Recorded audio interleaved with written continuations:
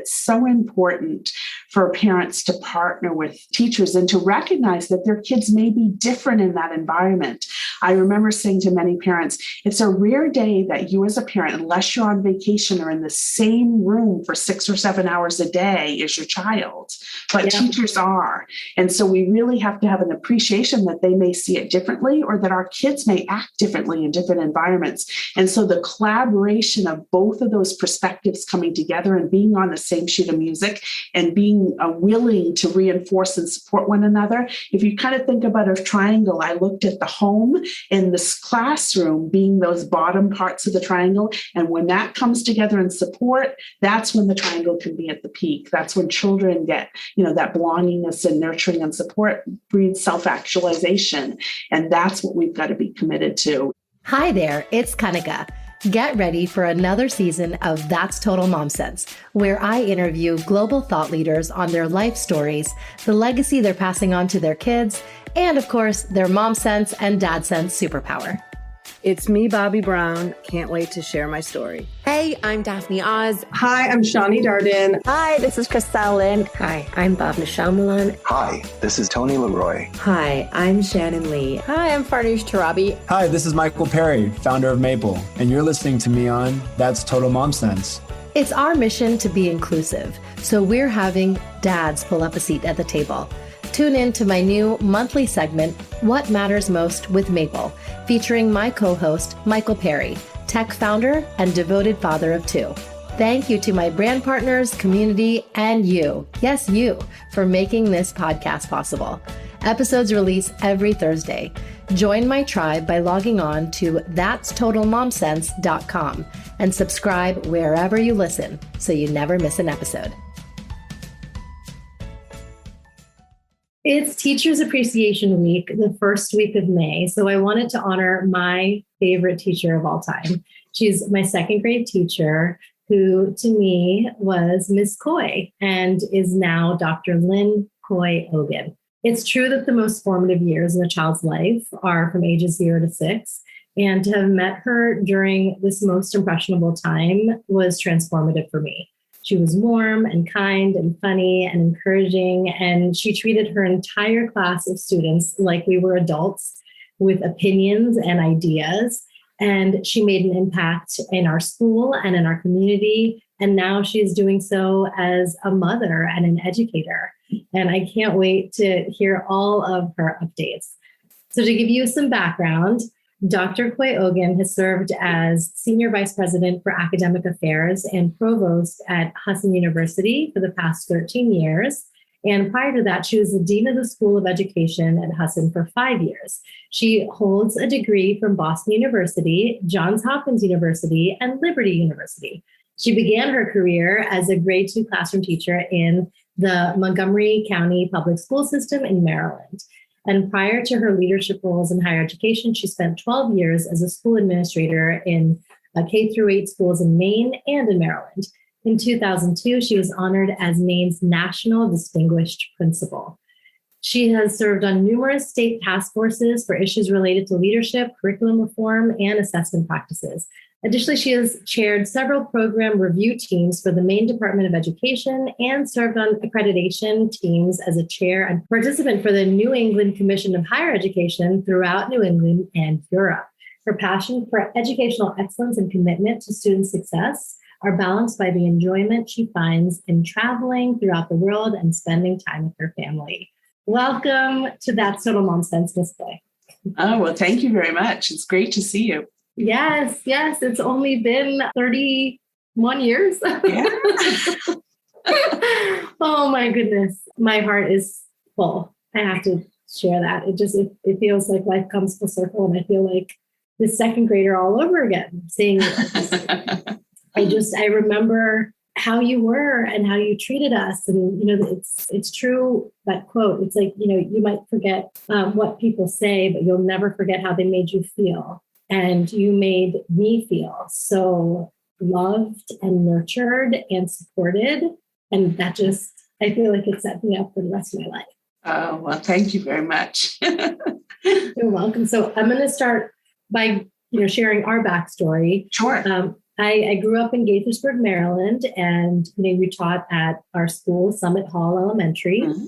I still remember my mom actually advocated for me in having you as my homeroom teacher. She was friends with the principal, Bell, Mrs. Bell. And, when she had met you, I think maybe there was an interaction before school started, and she instantly felt connected and was like, oh, kind of has to have. And so she, put in a word and we made it happen. And I think she knew how fond I would, be of you as well. And then, and I had you in homeroom. What memories do you have of that class? I guess we were 1988. Yeah, those were my first 3 years of teaching. So, it was a wonderful little school, and second grade was such a fabulous grade to teach because students are still young enough that school's still magical and they really love their teacher and they're, still finding their own way, but they're old enough that they can start to have some level of independence and creativity, and they're beginning to learn to read and write and with fluency. And I just thought that was a fabulous grade level to begin teaching. There are some life lessons that I just want to point out that I feel like, again, they stick with you. On this particular day, I had done a good job. You always encourage us to do our best and be kind to one another without having to seek any extrinsic kind of motivation for it. But I, was well behaved. I wasn't talking in class. I was often talking in class. And then I, did all my class activities. And at the end of the day, you had this treasure box and you said, my star student for today is Kanika. And you invited me up to your desk and said, you get to pick something from the treasure box. And it was, I think, the first time you introduced this. I mean, I was over the moon. I think I chose a kaleidoscope toy or something cool like that I didn't have already. And it was this feeling of gratification. And I knew I didn't do it for the reward. But when it came after the fact, it just felt like, that was noticed and that's being acknowledged. So that was great. I think you're always trying to encourage students to develop that intrinsic motivation. And sometimes you have to start it with external incentives. Yeah. And it's funny that you mentioned that because now I collect items for my daughter's who teaches third grade for her box. And, nice. And she and I have had lots of conversations about this and in terms of it's really important to help reinforce positive behavior by catching students doing good things and encouraging that through verbal praise and through small, little tangible types of pieces. And over time, that really becomes the framework for building that intrinsic motivation that we ultimately need as adults and that changes, the world for the better. Do you think that there is a specific age that we can do that? I mean, is that something that we could do with infants too? Or is there an age that is more amenable? Well, what I've really found is that personalities differ. So individual students respond to praise differently. In fact, when I work in supervising faculties, one of the things that I'll often do in coming to a new work setting is ask people how they prefer to receive praise. And I've done creative things like leave messages on people's home answering machines or send notes to their children. Your dad did this fabulous, thing at school today, because for different people, it's meaningful in different ways, not unlike what we read about love languages. There's certain things, whether it's verbal praise or acts of kindness, that just resonate with different individuals. And so what I tried to do in the classroom is balance those different platforms because certain things were going to be more meaningful to others. And then sometimes developmentally, just depending where students are in their maturity scale or their coping mechanisms, on certain days, it may be more sentimental or meaningful than at other times. Yeah, that's so great. And I think, even at that age, we know what our love languages are. Yeah, that's right. That's right. So, if it's always productive if you can speak to those strengths and you make increased gains. Yes, so true. Another life lesson that you taught me was to be kind and compassionate. And another girl in my class named Allison, and was often kind of teased by the other kids. And she wasn't as talkative, was kind of withdrawn from everyone else, wore these thick glasses and had blisters on her arms and legs. And everyone made fun of that, and I didn't participate in the teasing, and the bullying per se, but I didn't stand up for her either. When you had to give us new desk assignments, you sat me next to Allison. Mm-hmm. And I remember I looked at you like, you know who my friends are? And I'm like separated from my friends. That was a life lesson that I needed to learn because it was the first time that I even had a conversation with her. Mm-hmm. And I got to know her. And in our human experience, we are empathetic. And I felt, wow, she's so much like me. She's coloring and writing and her interests and, just whatever she's into in life and our little bubble that we were in was so similar. Mm-hmm. And there was no reason why she should have been treated that way. And so, then I found myself playing with her, at recess on the blacktop and talking to her more and including her and sticking up for her. I'm glad that you showed me that that's important for kids to do. Well, I think those are invaluable life lessons. And it was interesting. One of the most meaningful things that ever happened to me was years later, I had a student in my third grade class when I was a student years ago at Morton Avenue.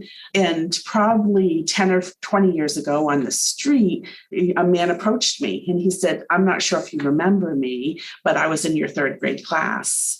And everybody made fun of me because I was very poor and I didn't have good clothes and I didn't fit in. And you stood up for me on the playground. And I didn't honestly recall doing that. Yeah. At that point. You've done it too many times in your life. Well, until he started talking through it. And then I could almost put myself back there and see some of the playground equipment and remember situations where that exactly was happening. And so I think it's a powerful piece because we never know the full extent of our actions. Why is it that some people have so many more benefits and support mechanisms than others? And I've been a strong believer that schools are great equitizers of those scenarios. Yeah. And so if we're going to change the world for better, we have to empower and teach students how to have compassion and sensitivity. And then also we have to give them the tools to learn how to produce effective change and standing up for bullies and developing deep compassion and recognizing that there's a lot more commonality amongst people than differences. Those are really important life lessons. And so they begin as small nuggets. And when students find success and connections, like you said, they're transformational. And I think those are really important seeds that as parents, we have to be purposefully committed to. And as educators, we need to prioritize. Do you have any tips on how to go about this as parents? Because so many of these values start in the home. It's a bonus when your teacher is aligned and, simulating that in the classroom. One of the things I always have tried to keep in mind is in my parenting and in my teaching is that everything that I do is always on record. And when I say that, I mean, little eyes are watching. And those impressions come not just from what we say or how we lecture, but how the connection between what our example sets, the words we speak, and then the prioritization that we give certain behaviors or principles in life.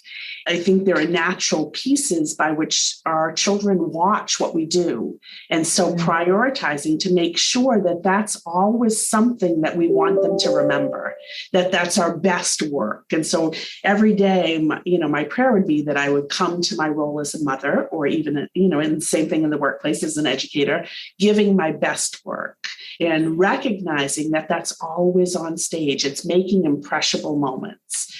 The second piece is that, when I do speak, I'm speaking in a context that creates relevance, that creates connections, and that creates and encourages purpose. And that's, I think sometimes people will say short phrases or they'll try to reinforce a concept, but they're not so aware that their actions aren't reinforcing that or that they're not looking for those teachable moments purposely. And then I would always look for what are those big rocks that I want my children? What are the essential pieces that I really want them to be grounded in and develop? And then I would look for additional resources like a podcast or a children's book or a movie or even something that we were watching watching on TV and then take purposeful time, whether that's snuggling at night when you're, getting ready to, have bedtime stories or say prayers, or whether that's, during family conversation at the dinner table, or many times even with adolescents, it would be when I was driving the car and conversations from the back seat. Those were when the valuable times of listening and lessons could occur. But I think really prioritizing those as purposeful moments. And I really tried to make sure that those just weren't left to coincidence, but instead that I seized opportunity, but that I also interwove purposeful opportunity. Yes, that's so important. What can we kind of prepare ourselves for when we have preteens and teenagers? I'm already thinking about it. I think the real key is being a really good listener, and then really appreciating who your children are, not who you wished they would be. And so if you can meet them where they're at and then constantly see your role as a mom as a scaffold, you think about when the Statue of Liberty was being, refurbished a few years ago, you saw the visual piece of that scaffold. I've tried to always look at my role as an educator and a parent as a scaffold to provide additional stability and support with the purpose that they're going to independently flourish on their own. And that's different than being, the author of a script, because each of our kids have different personalities, they have different strengths, they have different interests, they're going to have different peer influences. But if you can really prioritize listening and creating purposeful places of safety and conversation. And for one of my daughters, that really was in journaling. She loved to write. She was much more comfortable sharing that in articulate and sharing in writing. And with another daughter, she's very, very verbal. And so she really needed that unconditional presence time of knowing that she could come talk about whatever. Recognizing that when children are ready to talk, we have to be ready to listen. With the busyness of life, we might be tempted to say, I'll get back to you. But often it's like any other risk-taking behavior. If we're received positively and welcoming, we're going to be more likely to extend that. But if we're not, we're going to be less likely, and we'll look for other avenues of support. And many times kids will find that from peers if their parents aren't as available. Right. And so I've really always tried to prioritize that at every step of my kids' development. And I think, it's real easy as a parent to write a check and send it in, but our kids don't learn from that. And so when we walk alongside of them and then kind of provide that metacognitive lens for them that transfers and helps explain the background and the importance, and then they watch us be willing to dedicate our time. I remember another heartwarming experience for me as a mom was one day my oldest daughter had us stop the car right away, and she'd seen a woman, begging on the side of the road. She said, Mommy, we need to go home right now. And so when we did, it would have been easy to give a couple dollars into the can, but she wanted to go home, and she packed up these little care kits. And so she put in granola bars and apples and different pieces, but then she also wrote notes. You're important. You matter. And then we went back and the woman was still there. And then she got out of the car, and then in a little gift bag, a beautiful gift bag that she packed up, she symbolically brought tangible reinforcement, to the woman's worth. And to watch a 9-year-old be willing to put that much energy. And so it became my responsibility as the parent to stop what I was doing, to get off my schedule, to realize that could be returned to differently. And then to allow my daughter to have that ability to bring her own leadership forth and her own caring presence to the forefront, but to walk along her side of her as she was trying to move that journey forward. Tell us about your motherhood journey when you had your kids, and, how that kind of changed you and your life trajectory after that. Yeah, I think I really loved every stage of being a mom. And I was a working mom. I was a principal the whole time when my children were little, and then was a dean when they were in middle school, and went back for my doctoral degree when the girls were younger. So I think it's about juggling lots of glass balls and, having grace and mercy, especially with myself. But it's really that authenticity of, just being in the moment. And that was important for me to learn, because I can multitask.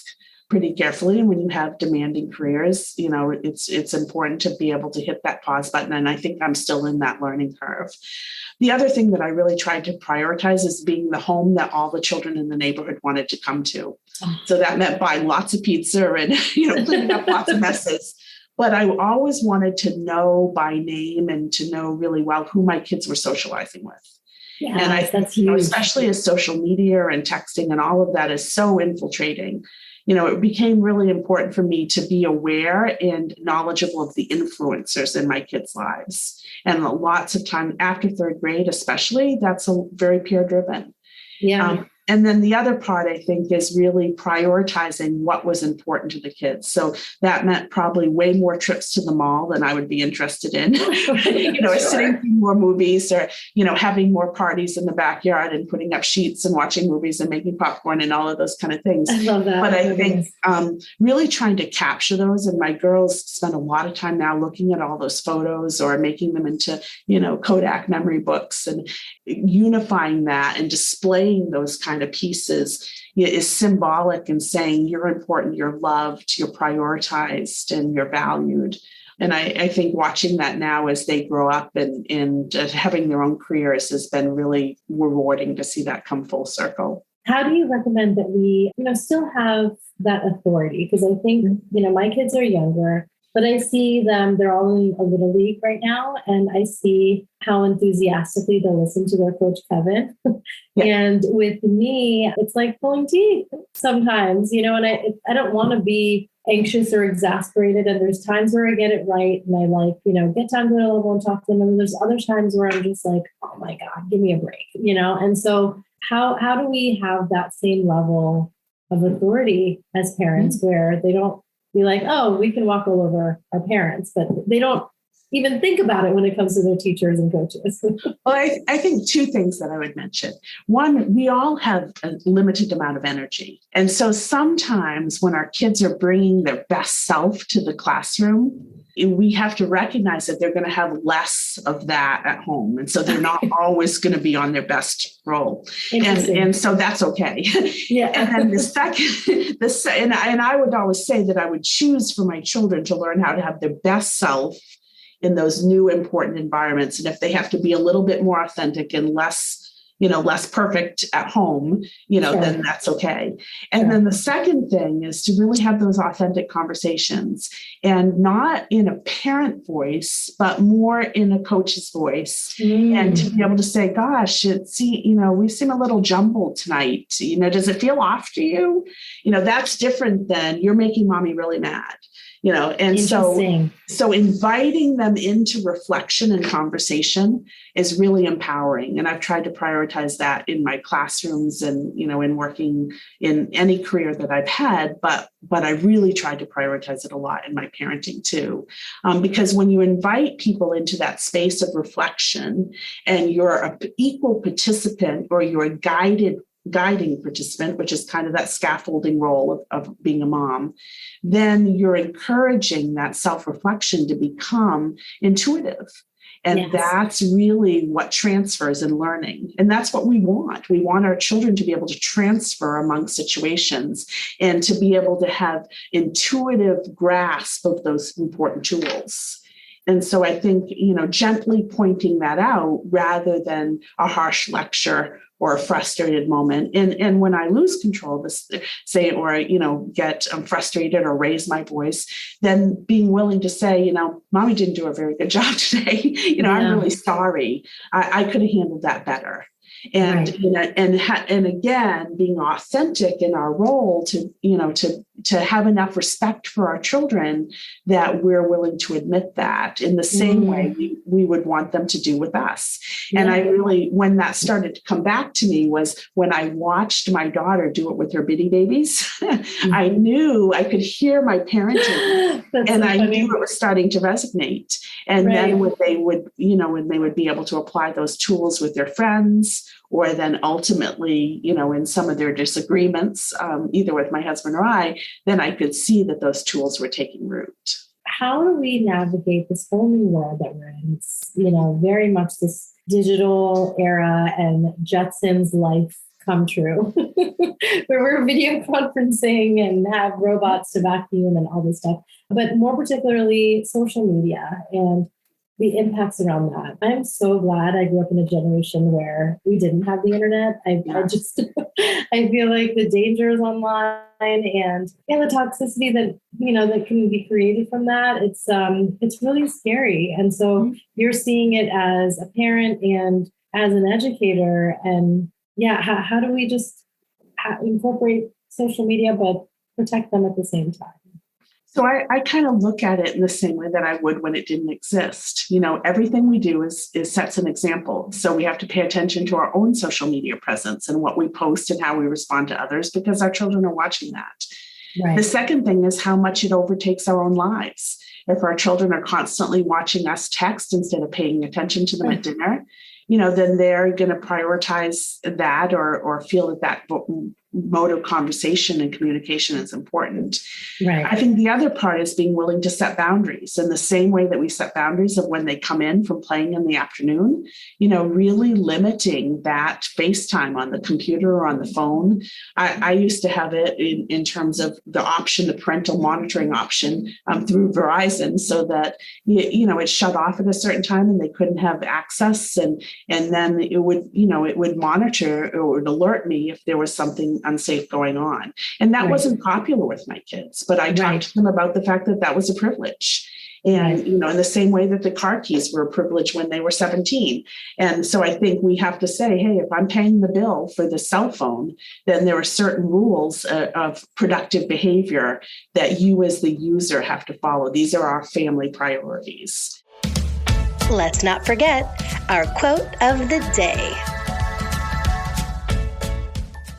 Is there a quote that you live by? Well, it's so funny. At the start, you actually shared my quote. It's by Maya Angelou. And it said, I've learned that people will forget what you said and that people will forget what you did, but people will never forget how you make them feel. And so I think really taking the time and making sure that, I often ask myself, does this need to be said? Does this need to be said now? And does this need to be said by me? Right. Because sometimes our temptation can be, to try to get in our opinions, but having that discipline of self-reflection and then also really paying attention to listening first and then trying to see in that scaffolding moment how we can be an enhancer in our children's development rather than get into a tug of war. And I think lots of times parents can fall into that, as educators can too, because it gets stressful and people are tired and stressed. But to really be able to step back and say, what is it? I've never met a parent that doesn't bring their best. I've met a lot of parents whose best is at different levels. But I think, people are trying, they love their children and they're trying their best. But at the same time, we have to be able to step back and say, okay, if I could press pause, how could I do that even better? And we're not always going to be at our peak game, and we have to give ourselves that grace and mercy. But at the same time, when we're not, we have to accept responsibility and be a role model for our children and help show them how when we make mistakes, we have to back up and be committed to self-improvement. So where can my listeners find you, and especially the class of 1988 second grade, all my peers who are listening, where can we find you? Yeah, so Hudson.edu has all my contact information. I'm always excited to get emails from former students and to hear what's going on in people's lives. And, I always try to get back to everybody that reaches out and contacts me. But yeah, so much of my identity and as an educator has been in that space of being available and really being committed to lifelong learning and transformational experiences for improvement. And so, I always enjoy enjoy hearing from students and former students and people, even as they come for prospective students to the university, to have people approach and say, I actually had a fond moment of a couple of years ago of hooding a doctoral student in physical therapy, and he said to me, Dr. Coy-Ogan, do you remember me? In kindergarten, you gave me a Terrific Kids Award. So you never know where those moments might come from. But just like for you, when when we reached out and I heard from you, right away, I could go back to that second grade classroom in Gaithersburg at Summer Hall and see you at age 7 and how diligent of a student you were. And I remember your mom stopping by the classroom. So yeah, I'd be delighted to hear from people and reach out. Oh, that's so wonderful. I can't thank you enough. I can't get over this, life and full circle moment that here I am with my 3 young kids. And, you made such an impression on me as you have your daughters along with your husband. And here I am, as a parent, being able to relate to you on a completely different level now. And I can't thank you enough for the impact you've had. Well, I think too, the role of your mom, because she partnered with teachers. I remember her stopping by and, and asking, how is she doing? What do you think? And I think it's just so important. That's what I'd want to leave your listeners with. It's so important for parents to partner with teachers and to recognize that their kids may be different in that environment. I remember saying to many parents, it's a rare day that you as a parent, unless you're on vacation, are in the same room for 6 or 7 hours a day as your child, but teachers are. And so we really have to have an appreciation that they may see it differently or that our kids may act differently in different environments. And so the collaboration of both of those perspectives coming together and being on the same sheet of music and being willing to reinforce and support one another. If you kind of think about a triangle, I looked at the home and this classroom being those bottom parts of the triangle. And when that comes together in support, that's when the triangle can be at the peak. That's when children get, that belongingness and nurturing and support breeds self-actualization. And that's what we've got to be committed to. And there are going to be different styles that aren't always going to be perfect for our kids, but that will teach them resiliency. And there are going to be styles that we're not always comfortable with parents, but that's okay. It breeds opportunity for reflection and encouragement and giving our kids new tools. But then there are going to be magical moments where it all comes together and we get that teacher that we hope that will stay with our kids forever. Yes. And those moments become cherished parts of our heart. Yeah, absolutely. And it's funny. I'm doing exactly that. Drop off always takes me 40 minutes because I go to every class to drop them off and I am chatting with the teachers. I know about, even their extracurricular stuff. One does swim, senior swim. One does, coaches cheerleading, and then we know so much about my kids, specific anecdotes, do you remember that he did this last week or how is he feeling today? And it's like having a friend in your corner who's helping raise your child. I love the relationship. Because it really is a shared partnership of influence. Yes. And so you want to prioritize and nurture those relationships. And I always looked at them as my extended advocate. And then I had to pour into that relationship through notes of appreciation and kindness and patience. And even if I didn't agree, to step back and say, I know they're doing the best for my child. Yeah. Well, happy Teachers Appreciation Week and happy Mother's Day. You deserve all the gifts and happiness in this world. I'm so delighted to connect with you and see you so successful and flourishing. And I just know that you're a wonderful mom. Thank you, Miss Coy. Thank you. Okay. Big hugs to you. Love you. Okay. Take care. Bye. Teacher Appreciation Week is May 2nd to May 6th. And I would love for all of you to take a moment to reach out to your teachers from back in the day and thank the teachers that are helping educate your kids. They are doing the most important work in this world, and we have to be appreciative every single day. Thank you, Miss Coy, for being so supportive and fun and encouraging and loving when I needed it most. Kids have all sorts of lessons that they can learn at that very pivotal age. And you taught me that. And, were more than an extension of what I was learning at home. And I feel like that's really built the foundation of who I am and who I want my kids to be. And I'm sure that there are other children who are just as touched by your love. And I'm excited to share this episode with all of my fellow classmates from Summit Hall Elementary. They're going to love it. And we love you. And for all the podcast listeners, make sure you subscribe to That's Total Mom Sense wherever you listen to your podcasts. And you can learn more on my website, that'stotalmomsense.com, and follow me on Instagram at Kanika Chadda Gupta. If you have any show ideas, much like this one for Teacher Appreciation Week, email me at that'stotalmomsense@gmail.com. I love reading your messages and fan mail. It means the world to me. Thank you all for tuning in. Remember, always trust your mom sense and dad sense. Stay strong, super parents. I'll see you next time. That's Total Mom Sense.